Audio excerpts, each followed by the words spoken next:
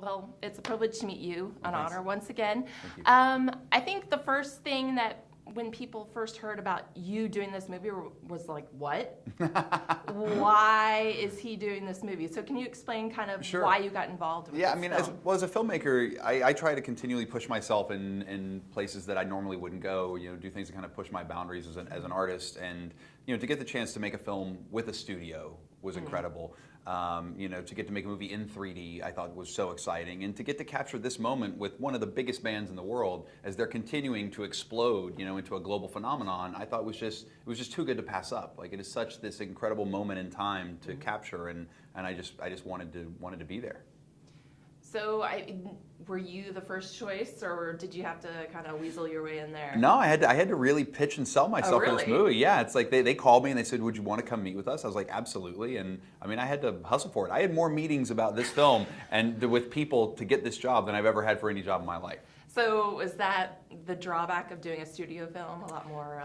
Well, there's a lot of hands. There's a lot of cooks in the Yeah. kitchen, because apart from, it's not making movies like one studio. I mean, it was almost like 4 studios because there was Sony, there was Simon Cowell and Psycho, his company, there was Modest, the band's management, and then there's the band themselves. And so there's a lot of people that we would constantly be talking to and interacting with about things like when I would say, here's what I want to shoot, here's what's important, and then they would chime in and they say, well, if you're going to do that, you should talk to X, Y, or Z.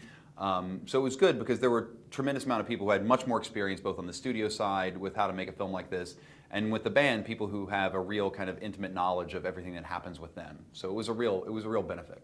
So how did you pick and choose what you wanted to have in this film? Obviously, you're going to have a few songs of them performing, but That's right. What did you really want to include in this film? For me, it was important to tell the story that I originally think is the heart of who they are and what this is about, and what they're about. This is a movie that ultimately is about dreams and family. And each one of these guys, grew up from very humble beginnings. They had amazing, parents and brothers and sisters who kind of helped give them the courage to chase their dreams. And now that they're kind of fulfilling them, it's about the new family that they have. Each one of these guys has 4 brothers now who kind of help them stay grounded and stay real and keep them from having, Bieber-esque moments. Yeah. Yeah. I think my favorite part of the film Yeah. Would be when they were doing Teenage Wasteland. Yeah. Teenage Dirtbag. Oh, sorry. Yeah. Yeah. Teenage Dirtbag. Awful. Was that your idea to do the comic book type thing, Yeah. or was that something that they really wanted to do? No, the minute I saw the concert, we were just trying to think of when I first saw the show, and I've seen now 35 One Direction concerts, so I am officially world record. Officially, I think it's up there. It's got to be up there. Like 35 One Direction concerts, it's got to be some kind of a record. Yeah. Probably for a grown man over 40, it's a record. Yeah.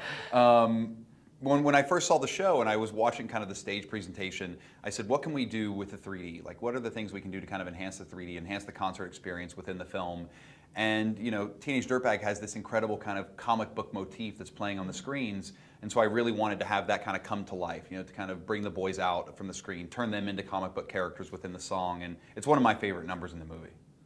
So, I mean, did they have input on what, hey, I want to be like this in a comic book, or were you, I'm No, going to do it and let you know? I kind of ran with it, and then I said, here's what I'm doing, here's what it is, and I would show it to them, and then one of them said, at first there were like bigger 1D logos that were on them, and they said, well, could we make it smaller, almost like a badge, like on a soccer jersey? And I was like, that's a great idea. And so then we turned them into like little badges on their superhero uniforms. It's much like you would see on a football jersey, soccer jersey. So they did. They had real creative input along the way. Yeah. So you said you filmed this for about 6 months. Yeah. Obviously, probably friends with these guys now. Yeah. I mean, who's your favorite guy? Not your favorite 1D guy, but favorite to hang out with, who you had the most fun with? I mean, I had fun with all of them, and I love them all equally. So you're not going to get me playing favorites, all right? I mean, there were so many great moments that we had with each of the guys. Going home with Zane and kind of getting to paint with him and hang out in his graffiti room was such a cool thing. For me, it's the moments that they let us have access to that I think are really beautiful. Mm-hmm. That Niall, wanted us to come home and kind of be there for his brother's wedding. And kind of let us capture that moment. That Greg and Denise had. I mean, those are really special things because now you do feel like you're a part of the family. Those are intimate moments where, as a viewer, you're getting access to something that nobody gets to see.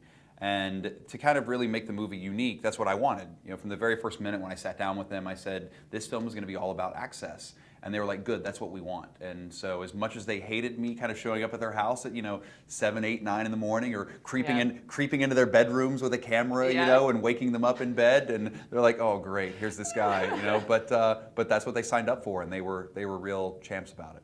So, I mean, have you ever encountered such a massive fan base for such a young band? Yeah. I mean, it's amazing. I mean, I saw them on X Factor on YouTube, because obviously it was a UK show. Yeah. And then they just kind of went and just kind of exploded. Yeah. I mean, I've never seen anything like this in my life. This is the closest thing in my life to Beatlemania that I've ever witnessed. And, to kind of see the people camping outside the hotels for days on end, fans that are just screaming, crying when they catch a glimpse of them. As they're chasing the bus down the street when they leave after a gig. I mean, it's remarkable. It is absolutely remarkable. And it is a phenomenon. Yeah. Yeah. Well, thank you, Morgan. Yeah. Appreciate it. My pleasure. Thank you. Nice to meet you. Nice to meet you. Yeah. Thank you.